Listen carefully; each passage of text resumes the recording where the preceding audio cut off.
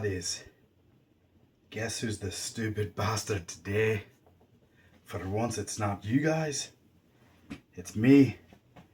For a couple of reasons. And I'm gonna get into it right now. What's up, guys? So, really shit the bed today.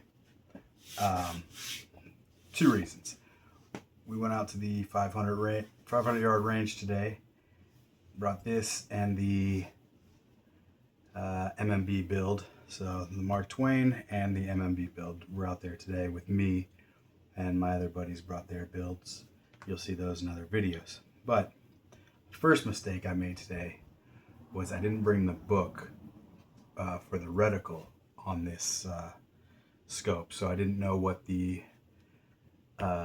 drop was going to be for this caliber and all the stuff that I need to know, the barrel length and everything. So, and I don't know if it's in the book or not, but I didn't bring the book, and I didn't end up, I couldn't find it online. So I either need to find the book in the box or look harder online to find where it's supposed to be. But I thought I was going to be holding a lot higher than I was on this scope.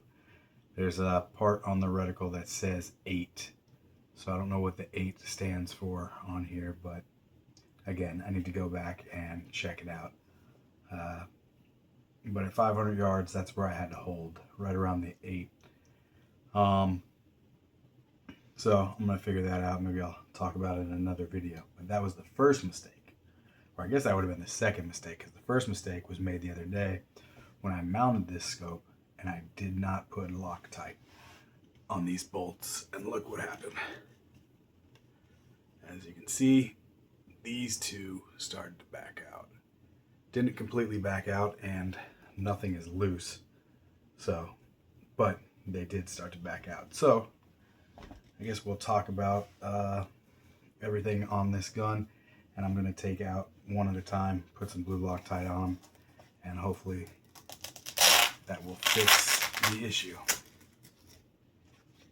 So I'm very happy that they didn't back out completely.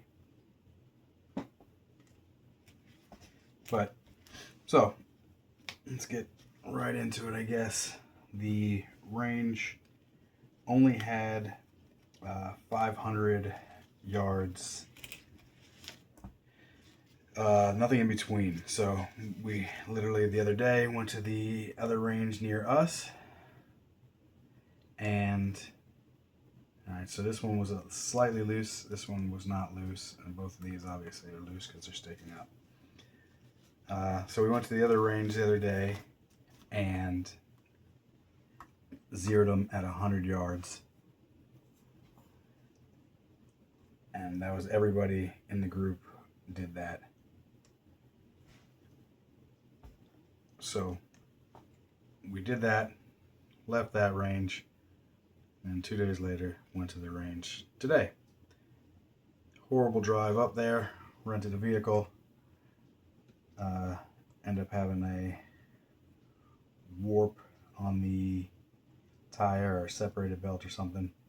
Maybe I'll put some footage in of that. I don't know how much of that we got or not, but that was torture. Right up there, the thing was shaking. Felt like it wanted to fall apart. All right, you bastards, we're back for another one. Hopefully we don't get hit by any of these cars coming here. All right, it's gonna be a range day today.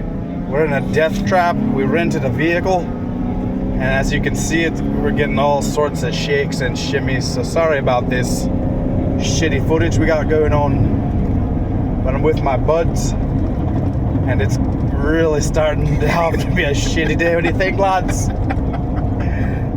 All right, but whatever it is, we're gonna deal with it and move on. So we're hitting the 500 yards today. Keep your fingers crossed for us, guys. But I guess you'll know before I know. You're gonna know in a couple seconds. But this is gonna be our day. 500 yards. Unfortunately, they don't have anything in between 500 yards to hit. So we went and zeroed them the other day. God, this thing is a death trap. Can you see this thing rattling? Budget and Avis, best rental car company ever. But I really got to do this when we stop, so I'm going to see you guys in a minute. This is rough.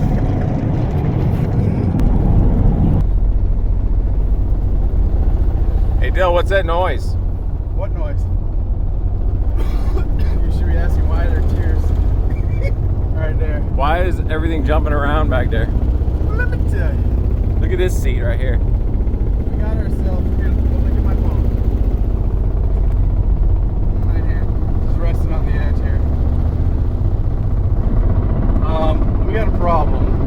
We rented a Ford van from Budget, and we're going. The massager's working real good. I see your. We're going 75. So yeah, the seat massagers are working good, but we're worried about this noise, the little noise. I don't know if you can hear it in the video. It's picking up.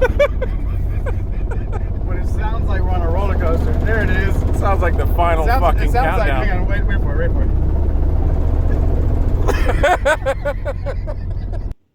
Get there, shoot the MMV build first. Does really good, very happy with it. Couldn't tell what we were hitting because we're not getting much of a ring out at 500 yards, unfortunately. So, pardon me if I'm taking too long talking, sort of trying to concentrate on this so I don't mess anything up.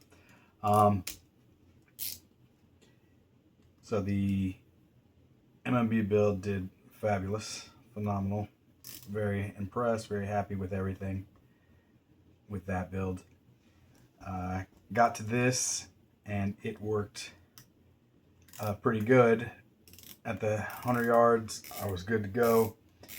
Brought this out to the 500 and I could not tell where the hold was. So took me a little bit and I was like, you know what, let me just splash it into some dirt, shoot extra low. Did that, figure where it was, just because I could hold on the X tree reticle. So once you see where you splash and then you have the Christmas tree underneath, or the X tree as they call it, all you gotta do is raise it up and put it where it's supposed to be. And that's what I did after a couple shots when I could finally see splash. If you guys have ever shot 5.56 or 2.23 in a grassy section, I mean, you know that it does not give a big splash unless you got like a pile of sand or dirt. And but we got it dialed in. It took probably about, I don't know, 15 shots to finally see some splash, and me to finally be like, you know what, I'm just gonna shoot low, and it was about 3.5 feet low. So put it on the 8, right around the 8 marker, and sent it. Now this is the Monstrum, what is this, the 4-16 I believe. Let me look at it real quick. 4-16 Monstrum. It was pretty nice though. It was way easier to see what I was hitting with this compared to the 8X of the primary arms. Primary arms glass is obviously quite a bit better, but this one was no slouch, especially for the price. The price was like $130 something.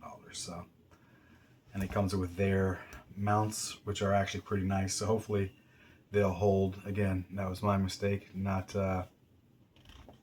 putting any Loctite on that. I put it on the top ones, but I didn't put it on the bottom ones, foolishly. Rookie mistake. Please leave some comments on how I made a big mistake, guys. I appreciate it. It makes me feel better about myself when anybody tells me how horrible I am. So, we had a problem. Battery went dead on the camera, so I'm gonna try to figure out where I left off because it is the next day now. Basically, I think I was just about to go over the parts on the gun, so let's go for it. This is a PRI stock. Came with the buffer tube, buffer, and spring, rifle length. In the earlier videos, I said it was kind of expensive. Now that I think about it, I'm thinking about it as buttstock, right? It's not just the buttstock. It's, again, buffer tube, spring, and buffer, and buttstock. So it was, I think, around 109. I think they're normally like 120 or something like that. So I think I misspoke in the last video on saying it was expensive, because again, it was made in the United States. This one, they have other ones that are just like it by different companies like UTG, and it is quite a bit cheaper, but it's not made in the United States. So if you were to buy a regular buttstock for, I don't know, 50 to 70 bucks, and then buy the rest of the stuff, then again, at the end of the day, it ends up being either a fair deal or a decent deal. If I look at it like that, which I wasn't in the last video. I was just upset spending like $17 to have this thing shipped. So I was in my feelings. But back to the other parts. Let me say the name of this. This is a Samson front grip, 90 degree. It connects with just a screw. It just screws in, and that's it. It's an M-lock design, but you can just screw it in, off and on. Pretty easy. It's pretty heavy though, unfortunately. It's like solid aluminum. Let me get that closer so you can see it. So pretty cool. Thought it was good on this. Weigh the gun down a little bit for recoil and stuff like that. I think is good. Let's go. This is a Aero Precision upper and their handrail. This is the one that is mounted in the handrail, is mounted into the upper receiver. It's called, like, I believe it's their enhanced. So it makes it a lot more rigid. So that's why I ended up keeping it. As you can see in one of the other videos, that's not the one I ordered, or at least by the picture. It was different in the picture. It was their, I think, like an R something. So whatever, I kept this. I kind of like it. It matches the build, what I think the build was going to be better. We have a ballistic advantage barrel. It's a 223 Wild 1-in-8 twist. It's an 18-inch barrel, and it's stainless steel, and it's stamped HP and MP. I guess it's for the high pressure tested and magnetic particle inspected or something like that. We have the A2 flash hider on there. Again, that's just a placeholder. Eventually plan on getting it suppressed. We'll see. UTG bipod. This thing worked out awesome this weekend. Very impressed with this. Very stable, stiff once you lock it down. Again, you can adjust these a lot of play. You can adjust left, right, forward, back on the ball, and you can lock it in and it sits. I'll just flip this off and you'll see it'll fall down, right? So very cool. Made 500-yard shots pretty easy with using that. It was nice because you can also use it in tandem with the Monstrum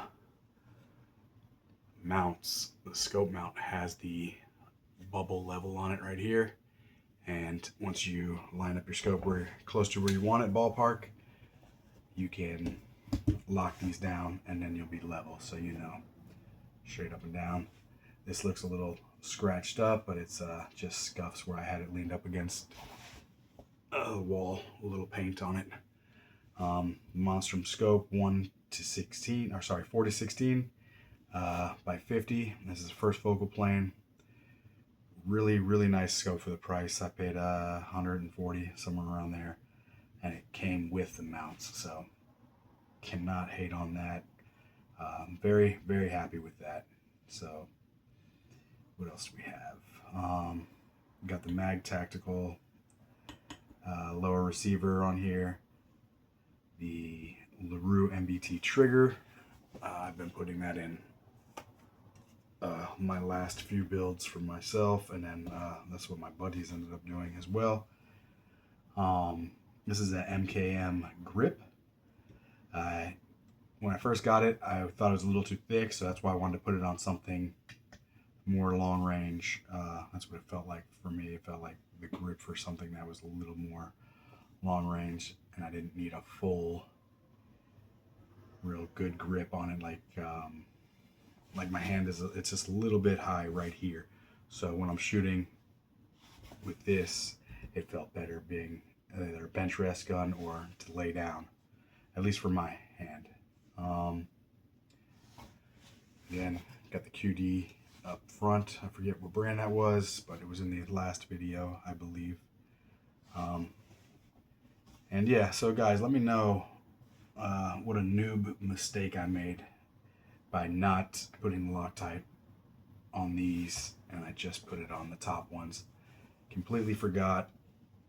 Very sloppy mistake.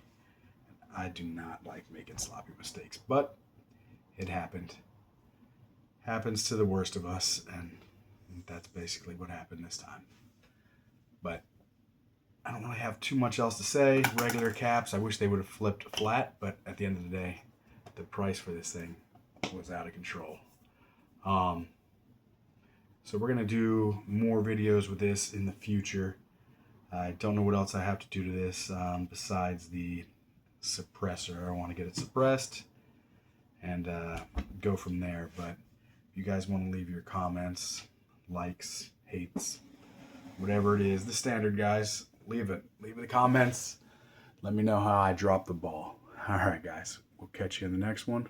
And this is Mark from Gunfight Knives, and we're out.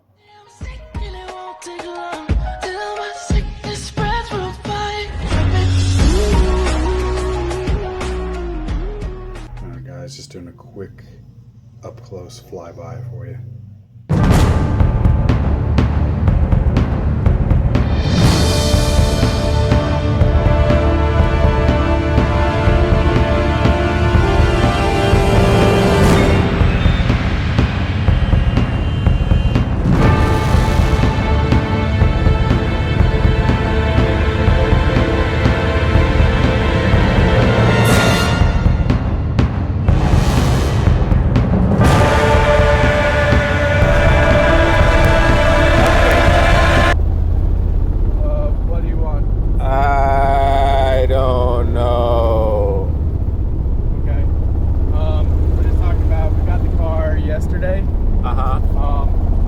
From budget, and it had Wendy's stuff already in the cup holders in the back, napkins on the floor. There was a roach crawling around. There was a roach in this fucking Chick-fil-A bag right here.